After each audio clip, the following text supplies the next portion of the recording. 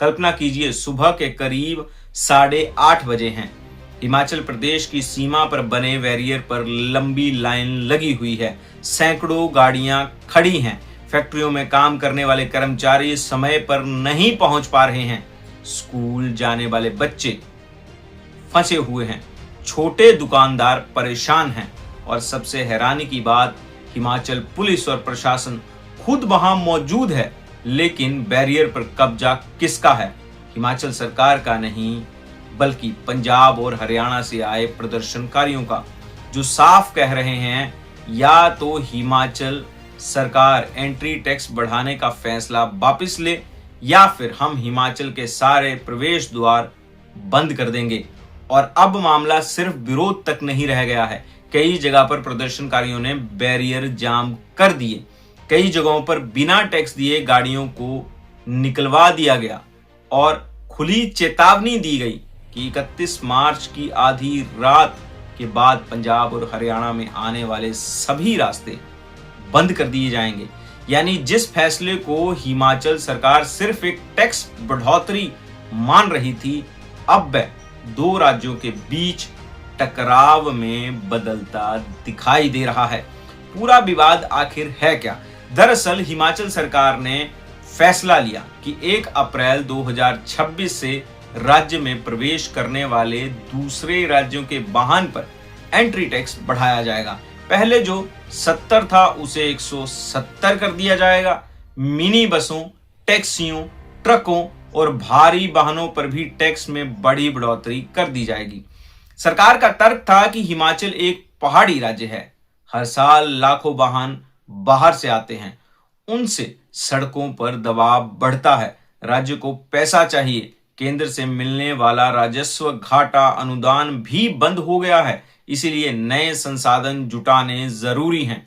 कागज पर यह तर्क ठीक लग सकता है, लेकिन शायद सरकार ने यह नहीं सोचा था कि हिमाचल और पंजाब का रिश्ता सिर्फ पड़ोसी राज्य वाला नहीं है। सीमावर्ती इलाकों में हजारों लोग ऐसे हैं जो रोज हिमाचल से पंजाब जाते हैं, पंजाब और हरियाणा से हिमाचल आते हैं। किसी की दुकान ऊना में है और घर नंगल में, तो कोई बद्दी की फैक्ट्री में नौकरी करता है और रहता पंचकुला के एक गांव में। किसी के रिश्तेदार हिमाचल में हैं और किसी का व्यापार पंजाब में। ऐसे लोगों के लिए यह सिर्फ 100 रुपए बढ़ने की बात नहीं है, बल्कि रोज का आर्थिक बोझ है। अगर कोई व्यक्ति दिन में 2 बार हिमाचल आता जाता है तो उसे महीने में हजारों रुपए एंट्री टैक्स देने पड़ेंगे। और इसी वजह से सबसे पहले विरोध शुरू हुआ पंजाब के रूपनगर और हरियाणा के पिंजौर इलाके से। रविवार को भरतगढ़ में पंजाब मोर्चा, किसान संगठनों, टैक्सी यूनियन और ट्रांसपोर्टरों ने सड़क पर उतरकर चक्का जाम कर दिया। तेज बारिश हो रही थी, लेकिन प्रदर्शनकारी डटे रहे। करीब 2-2.5 घंटे तक सड़क बंद रही। भरतगढ़ और नालागढ़ को जोड़ने वाली रास्ते पर गाड़ियों की लंबी लाइन लग गई। प्रदर्शनकारियों ने साफ कहा कि अगर हिमाचल सरकार फैसला वापस नहीं लिया तो 31 मार्च की रात के बाद पंजाब हिमाचल के सभी एंट्री पॉइंट्स बंद कर दिए जाएंगे। और ये कोई झूठी धमकी नहीं है, क्योंकि जिन रास्तों को बंद करने की बात कही जा रही है उनमें कीरतपुर साहिब मनाली 4 लेन भी शामिल है। घनौली भरतगढ़ रोड भी और रूपनगर जिले के 11 बड़े प्रवेश द्वार भी। यानी अगर ये आंदोलन सच में बढ़ गया तो हिमाचल में आने वाले सबसे बड़ा रास्ता प्रभावित हो सकता है। लेकिन सबसे ज्यादा चौंकाने वाली तस्वीर सोमवार सुबह देखने को मिली। बरोटीवाला में सुबह सुबह हरियाणा से आए लोगों ने हिमाचल सीमा पर मौजूद बैरियर को ही बंद कर दिया। दोनों तरफ लंबा जाम लग गया। सैकड़ों गाड़ियां फंस गई। फैक्ट्रियों की बसें अंदर नहीं जा सकी। अधिकारियों की गाड़ियां भी रुक गई। 9 बजे की शिफ्ट में जाने वाले कर्मचारी समय पर उद्योगों में नहीं पहुंच पाए। यानी आप याद रखिए कि बरोटीवाला नालागढ़ इलाका हिमाचल का सबसे बड़ा औद्योगिक क्षेत्र है। यहाँ सैकड़ों फैक्ट्रियां हैं।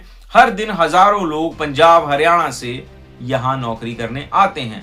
अगर वहां बॉर्डर जाम हो जाए तो फिर ट्रैफिक नहीं रुक सकता। पूरी अर्थव्यवस्था रुक जाती है। करीब 2-2.5 घंटे तक बैरियर पर हालात बिगड़े रहे। फिर पुलिस आई, हरियाणा पुलिस भी, हिमाचल पुलिस भी, दोनों ने लोगों को समझाने की कोशिश की, लेकिन आखिर में हुआ क्या? प्रदर्शनकारियों के दबाव में बैरियर से गाड़ियों को बिना टैक्स लिए गुजरने दिया गया। यानी जिन बैरियर्स पर 1 अप्रैल से 170 लेने की तैयारी थी, वहीं सोमवार को लोग बिना 1 रुपया दिए निकल गए। इसीलिए अब आप खुद समझिए, अगर अभी भी ये हालात, जब नई दरें लागू नहीं हुई हैं 1 अप्रैल के बाद, क्या होगा? उधर हरियाणा के पिंजौर इलाके में भी यही गुस्सा दिखाई दिया। पिंजौर के दून के कई गांव लोगों ने बद्दी बरोटीवाला बैरियर पर धरना दे दिया। उन्होंने कहा कि उनके गांव हिमाचल सीमा के बिल्कुल सटे हुए हैं। वह रोज नौकरी, कारोबार और निजी काम के लिए हिमाचल आते जाते हैं। पहले 70 रुपए देना भी मुश्किल था, अब 170 कैसे देंगे? उनकी मांग है कि कम से कम सीमा से लगे गांवों के लिए सालाना पास बनाया जाए, आधार कार्ड देखकर उन्हें राहत दी जाए। यानी अब विरोध सिर्फ पंजाब तक सीमित नहीं है, हरियाणा के लोग भी खुलकर मैदान में आ गए हैं। और इसी बीच हिमाचल सरकार के भीतर भी घबराहट दिखाई दे रही है। कुछ दिन पहले तक सरकार कह रही थी कि फैसला नहीं बदलेगा, लेकिन अब कैबिनेट की बैठक में इस पर चर्चा हो रही है। मुख्यमंत्री सुखविंदर सिंह सुक्खू ने पंजाब के मुख्यमंत्री भगवंत मान से बात की है। सरकार के मंत्री कह रहे हैं कि अब एक लिबरल पॉलिसी लाई जाएगी, यानी सरकार बैकफुट पर दिखाई दे रही है। संसदीय कार्य मंत्री हर्षवर्धन चौहान कह रहे हैं कि लोगों की सुविधा को ध्यान में रखकर नीति पर विचार होगा। लोक निर्माण मंत्री विक्रमादित्य सिंह कह रहे हैं कि दोनों राज्यों के बीच सामंजस्य जरूरी है, लेकिन दूसरी तरफ सरकार के कुछ मंत्री अब भी सख्त बयान दे रहे हैं। पंचायती राज मंत्री अनिरुद्ध सिंह ने कहा है कि पंजाब चाहे तो सुप्रीम कोर्ट चला जाए, यानी सरकार के भीतर भी एक राय नहीं है। इसी का फायदा अब विपक्ष उठा रहा है। भाजपा पहले दिन से इस फैसले का विरोध कर रही थी। पूर्व मुख्यमंत्री जयराम ठाकुर कह चुके हैं कि यह फैसला बिना सोचे समझे लिया गया है, लेकिन सबसे बड़ा बयान ऊना के विधायक और भाजपा के पूर्व प्रदेश अध्यक्ष सतपाल सत्ती का आया है। सत्ती ने साफ कहा कि पंजाब का विरोध जायज है। उन्होंने कहा, ऊना, नंगल, होशियारपुर, गढ़शंकर, नवा शहर, तलवाड़ा के लोग रोज एक दूसरे के यहाँ आते जाते हैं। किसी का व्यापार उधर है तो किसी की दुकान इधर है, किसी के रिश्तेदार यहाँ हैं, किसी का रोजगार वहां है। ऐसे में 170 रुपए का टैक्स लगाना जनता पर बोझ डालना है। सतपाल सत्ती ने तो यहां तक कह दिया कि भाजपा भी ऊना जिले के सभी 11 बैरियर्स पर इस फैसले के खिलाफ प्रदर्शन करेगी। यानी अब विरोध सिर्फ पंजाब और हरियाणा ही नहीं, हिमाचल के भीतर भी सरकार अकेली पड़ती दिख रही है। और शायद यही वजह है कि अब यहां बड़ा सवाल उठता है, क्या सुक्खू सरकार आखिरकार ये फैसला वापस लेगी?